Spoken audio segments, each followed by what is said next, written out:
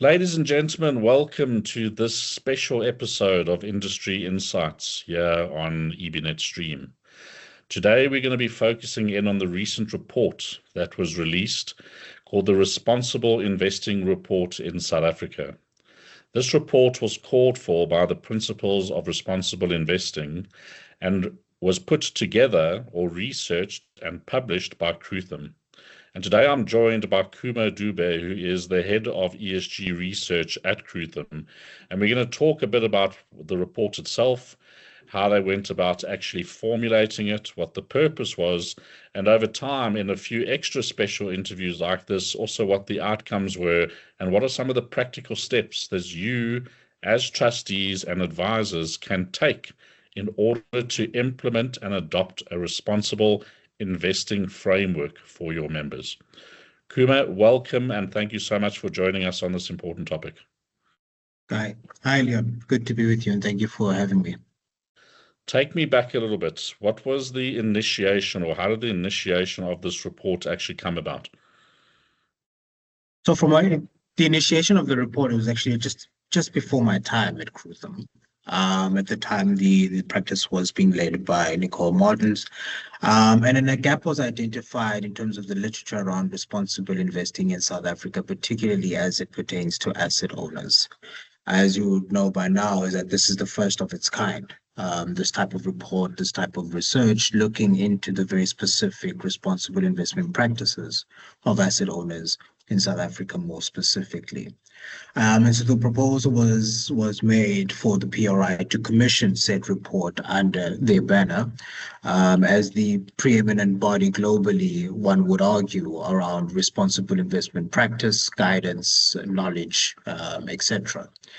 And then the job was to find those that would support the research as well as the publication of the report. It was important to have asset owners themselves as part of the process. It was important to have an asset manager or an investment manager part of the process as well, but also have the input of the regulator. And that's why you see the mix of partners as part of this report, including the EPPF, Future Growth, Old Mutual, and the FSCA, alongside the PRI who had commissioned this report.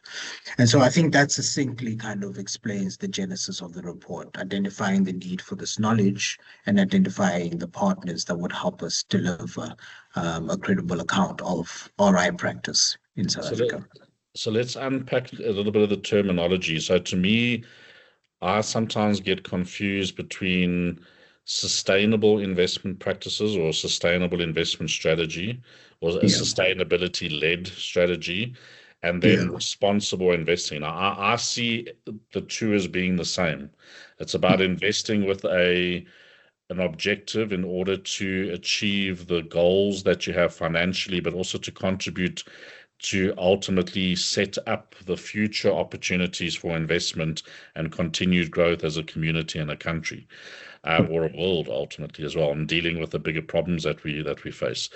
Responsible investing, however, there was a term many years back when I was still a youngster. It was corporate social responsibility, and funds would have their SRI, allocation, throw 5% there, and therefore you can sleep well at night, kind of thing. This is quite different. This is about an all-encompassing mindset, if I'm correct, in terms of how we go about investing our pension fund type monies and our asset managers, when they're investing in the market, how they assess the companies that they should be investing in and what those companies do in terms of contributing back to our country. Is that a reasonable way of putting it across?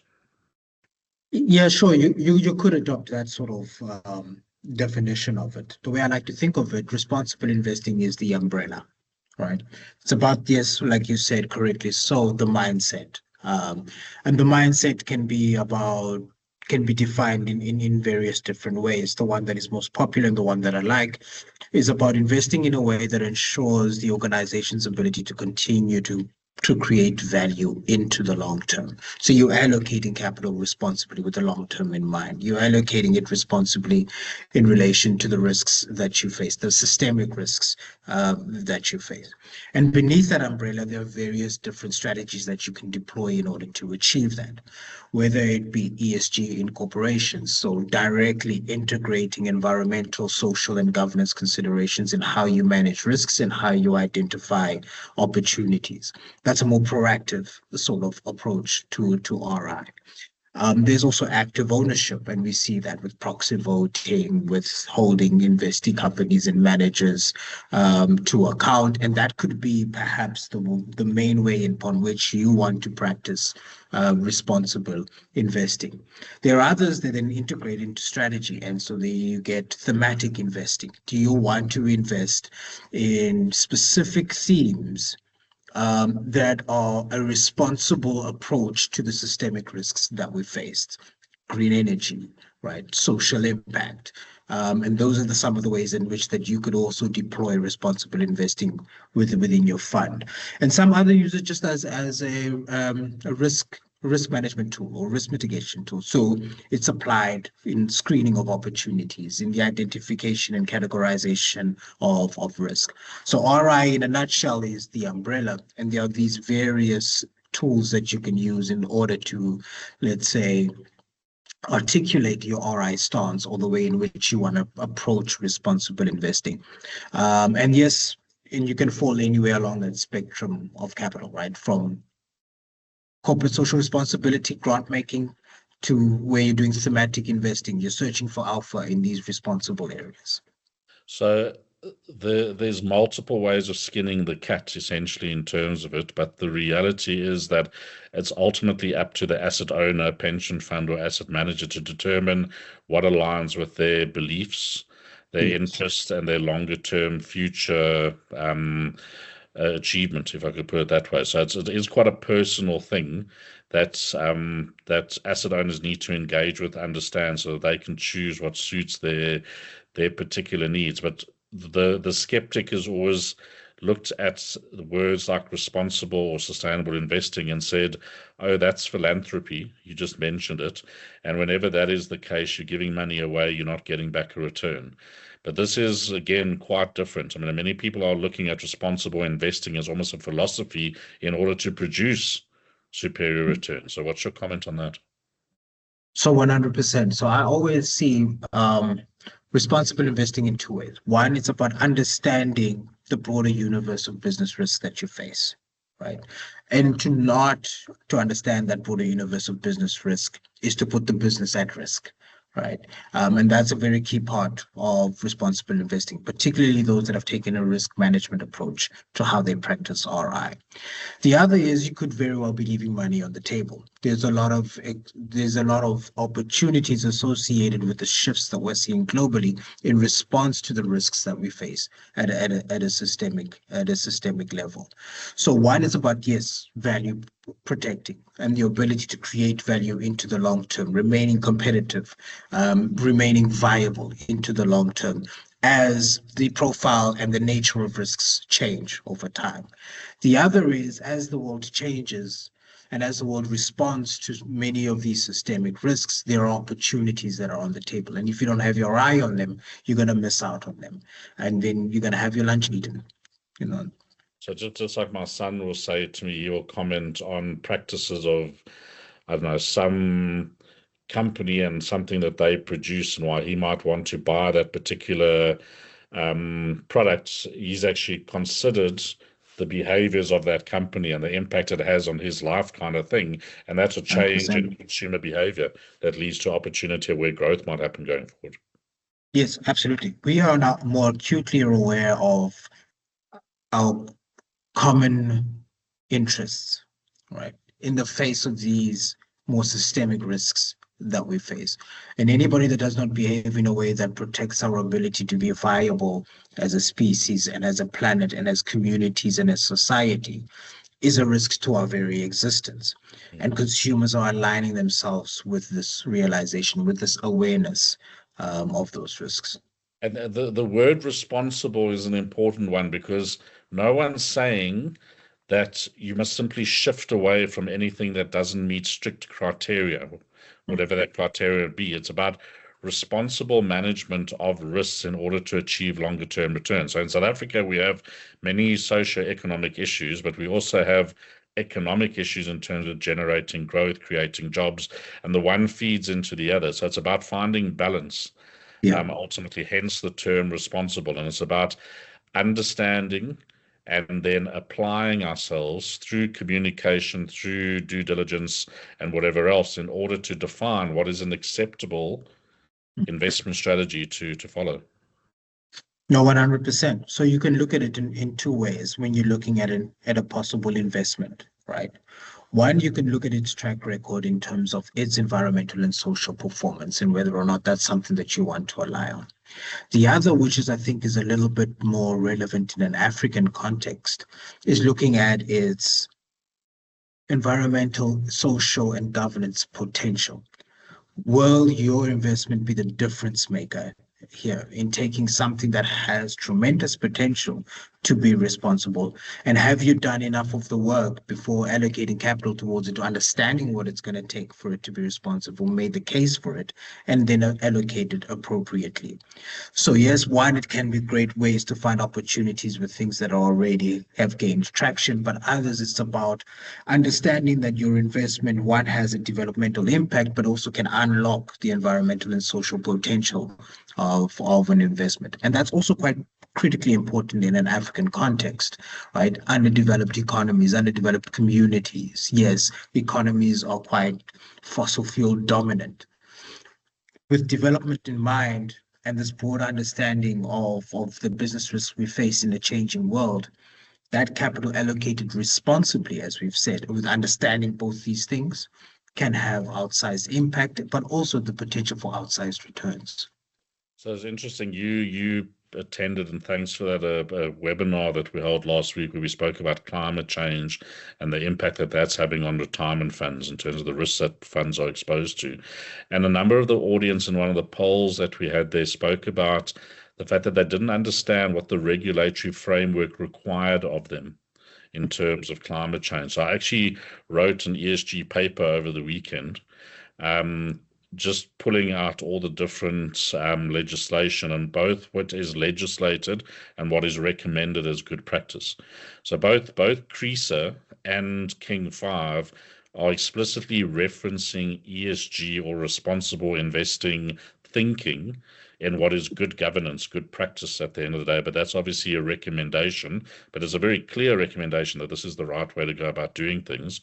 But even Regulation 28, and I think it's Conduct Standard 1, is explicit to say you must have a sustainable investing thesis or philosophy that you apply across your funds. It's a fiduciary duty. So making sure your member retires comfortably is about making sure they've got enough money that they can ultimately retire into a community or an environment that is conducive to that retirement. And that's both an asset, amount of return, and liability picture, cost of living, cost of healthcare, cost of security, and so on. So what I'm hearing with all the talk about responsible investing is that it's broadening the picture. It's opening our eyes to there's more ways than just what we always felt to achieve that goal. And it is about looking at both sides of the balance sheet, ultimately, for members. And that's what the encouragement is of these asset owners, is consider both sides, consider the bigger picture. Yeah, no, 100%. And there's an interesting piece of research that was done many years ago, not many years ago, let's say maybe 3 or 4 years ago. And this was under the UK PACT program. And what they tried to do was to model under the 1.5 degree scenario, under the 2 degree scenario, what would that do to asset prices over time, right? Where would value be lost? Where would value be gained? And so part of those regulations are trying to force organizations to have the same type of thinking. Look at the scenarios that we're faced with. Look at the risks that we're currently faced with and where the opportunities lie. what assets are at risks and what assets is there potential to make outsized returns. And so that part of that exercise of having a thesis, of having a philosophy, is also about understanding where your exposures lie and what impact these various scenarios will have on those assets and on those allocations, but also to tell you where's the best places to allocate capital moving forward in order for you, one, to be able to contribute towards those communities and societies that your beneficiaries will retire into. But secondly, are you going to be in a position to be able to meet your obligations towards those beneficiaries in a sustainable way? EBnet is proud to bring you top quality content from experts across the financial services industry in South Africa and internationally for free. Your support helps us in doing this. All we ask is that you subscribe to our channel by clicking the subscribe button below, share this video with others you think will benefit from it, and give us a thumbs up if you are enjoying the content. That way you help us help you. Thank you from the team at EBnet. For more great content, please visit www.ebnet.co.za.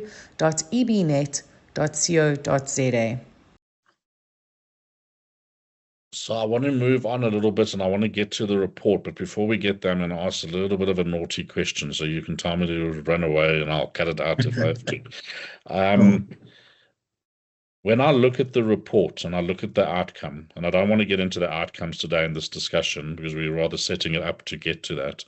But what it's showing me is that there's a responsible investing acceptance from the asset owners. Now, maybe that's a little bit generous because it's quite difficult to say, no, stuff it, I don't care. Okay. Sure. But the application, the execution's lacking. So there's a big gap essentially between yes, we want to and yes, we are doing kind of thing.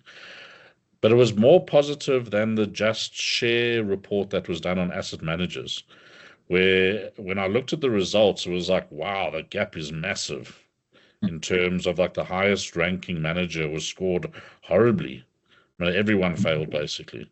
Do you have any insight into why that is the case? Or was the Just Share one just very strict in terms of this application?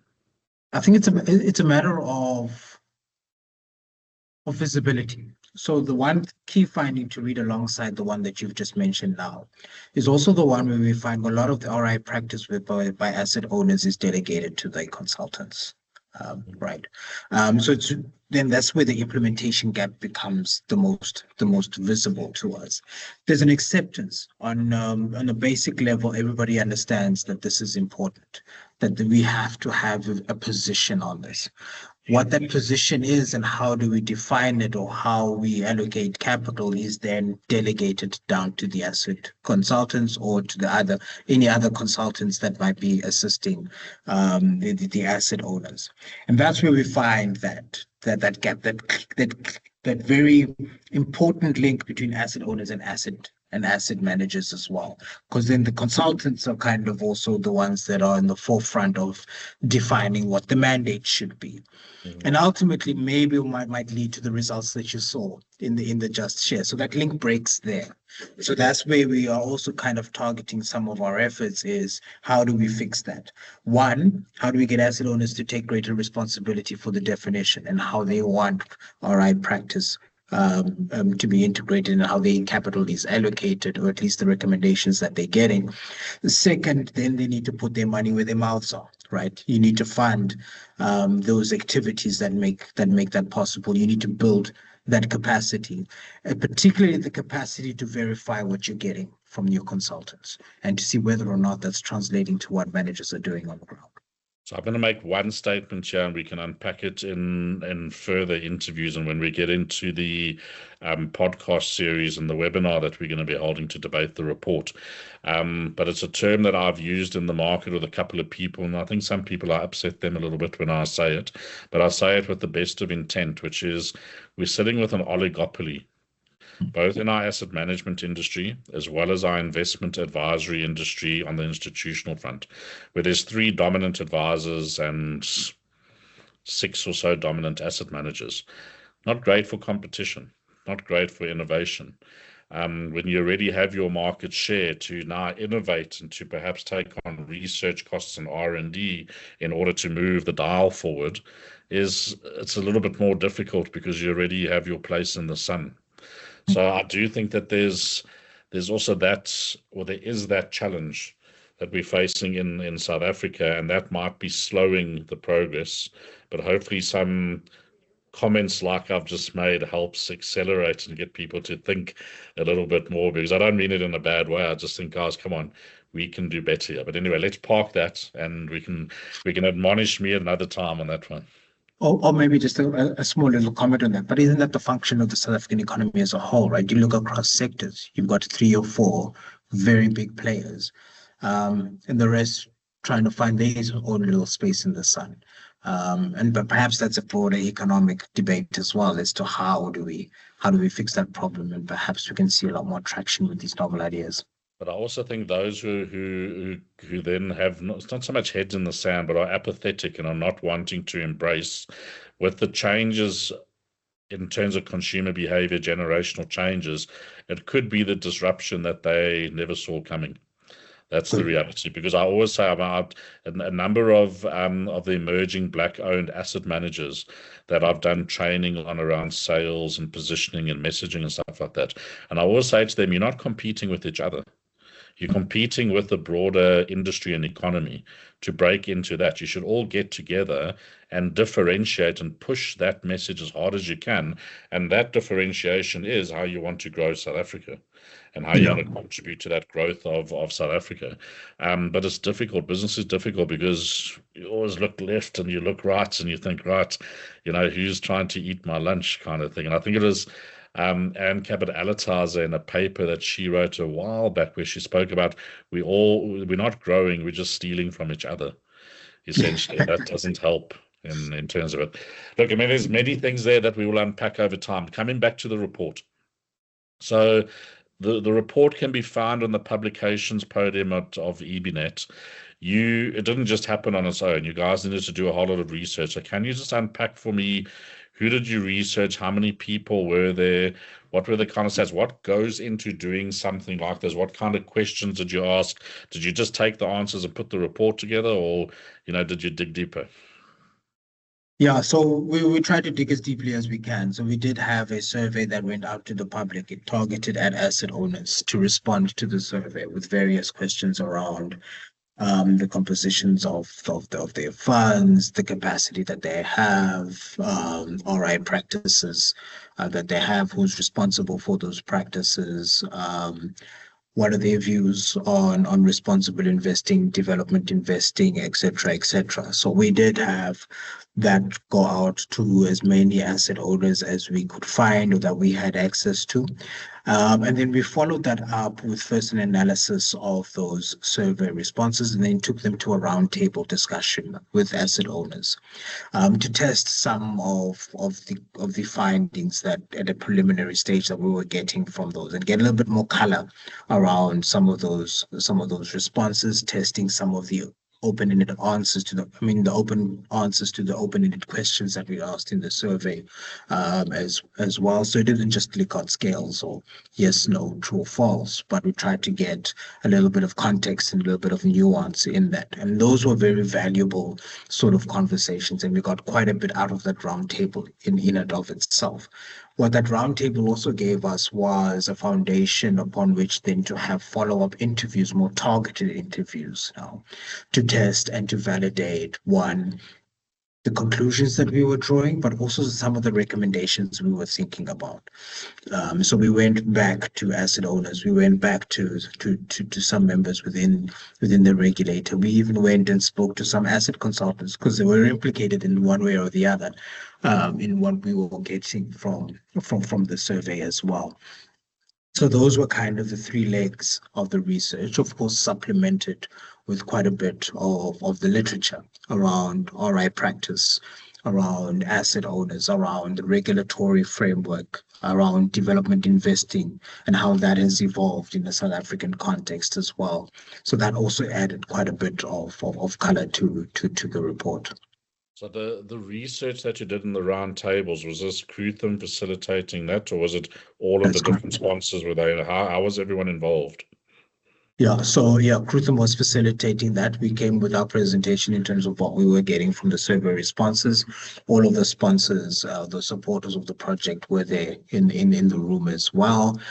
We had members of the board of the PRI come down as well to be part of those conversations. And of course, the invitation went out to asset owners. The roundtable was hosted by the EPBF at their offices. And so we're very grateful to them for opening up that space as well. Would have liked to have had a second one. Old Mutual had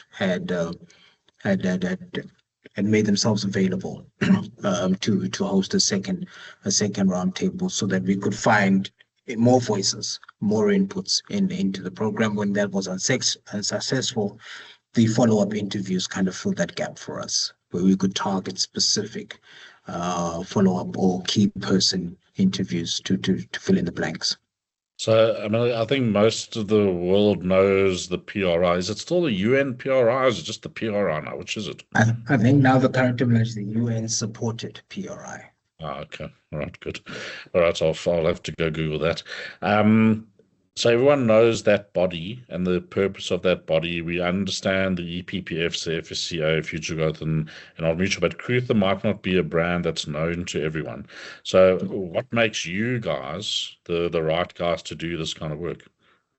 Well, we are a research-led consultancy, right? So everything for us begins with research. In fact, the way in which we like to communicate our value proposition is that we go from research design to implementation. And that's the full spectrum of services that we'd like to offer into the marketplace. Also, we sort of occupy a unique position within the marketplace. We live within the intersection of finance and society. So anything at that intersection interests us, is things that most of our work is focused on.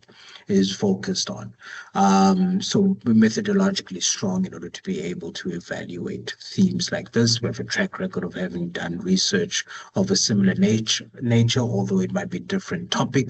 So an established system, an established way of going about this work, but also our positioning also kind of makes us unique, with a very keen focus on that intersection of finance and society, where we think this report lives. Okay. So the $1 million question, all right? Do you think there is the willingness, the guts, the drive to take this kind of research and to do something with it now? I believe so. I mean, the response from this report would indicate so. So, I mean, our recommendations, and I know this is probably pegged for future conversations, are targeted at very specific stakeholder groups.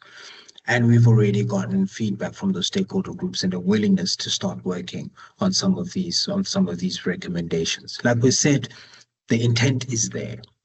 And it's just now about filling the gaps, and our recommendations are targeted at about filling the gaps from the basis of individual action by asset owners. Now that you're aware of where the gaps lie, we expect a response, some individual action. But we also do recognize that there's a role for the regulator and the government to play. We need to establish minimums, floors. When we say must consider ESG consideration, what does consider mean? What is the basis, the basic practice that needs to be in place for you to be able to have satisfied that, clarify those standards as well. There's work to be done on that front. But we also do understand that the asset owner market is also quite segmented. You've got a handful of very large asset owners, and you've got quite a big bulk of very small asset owners. So we might need shared infrastructure, and that's the role of industry bodies to be able to create that shared infrastructure. One, to meet the standards being clarified by the regulators, and the second, to enable individual action by the asset owners themselves. And then finally, to the PRI itself, perhaps we need to begin thinking about how do we localize a lot of the guidance that they have. Perhaps it's inaccessible to local asset owners. Perhaps they don't recognize how this fits in within their local context and how they're thinking about discharging of their fiduciary duties. And that's a conversation that we look forward to having with the PRI as well. Yeah, so look, to me, I know from our side, we committed to keep the conversation going because it is an incredibly important conversation for all of our futures and that of our children and all the rest. But also, we've got to move from talk to action. And I had a case last week where I was contacted by a fund to say, have a look at our report. What are we doing responsible investing wise? Which was an impossible thing to do because there was nothing there to tell me they were doing really anything at the end of the day. But what I said to them is, let's just start. Yeah. I mean, they literally asked the right question. What are we doing? The fact the answer is, I think you're doing nothing, is Yeah. okay. Well, what can we do? Well, Yeah. let's start off by looking at your asset managers. Let's maybe start measuring the shares that those asset managers are investing in. Let's start talking about a development mandate and unpacking what those opportunities are and whether you're willing to do it. Let's talk a bit more about ESG and unpack what some of the principles are. Maybe you want to think about, should you be investing in gambling or not? What's the impact on your membership? You don't need to make decisions now. You don't need to rehaul everything in your fund. Yeah. Just start getting up to speed so that when you engage and when you assess your providers, you can start holding them to a higher sense of responsibility. And Yeah. that's really the essence of it. Just get started and let the process mature. So Kuma, on that note, I'm looking forward to maturing the process with you as well, and hopefully helping these asset owners make decisions and move themselves forward. So thank you for joining me today, and we will see you again. Thank you so much for having me, Leon. This was fun. Yeah, keep well. Cheers. Cheers.